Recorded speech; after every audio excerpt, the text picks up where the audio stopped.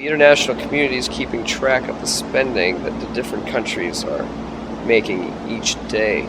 This is the transportation and infrastructure spending graph. This one is the education spending graph.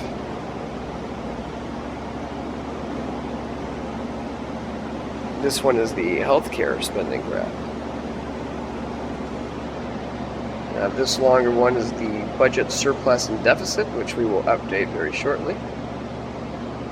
This chart shows the different countries' happiness over time.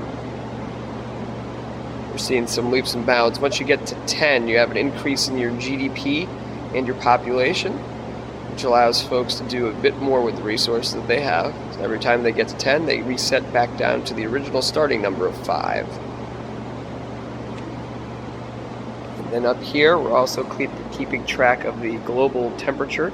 As you can see, it has increased since we started, which has caused some of the land of the rock, which holds a lot of these international meetings, to be submerged underwater.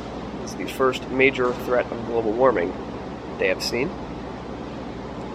This one right here was the first global summit on global warming.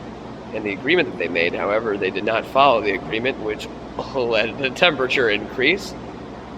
And yes, global warming here is caused by the human use of markers. But everybody signed it, and no one followed it.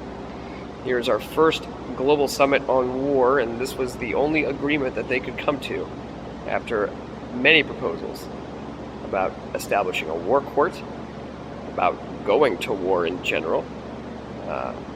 Were all struck down.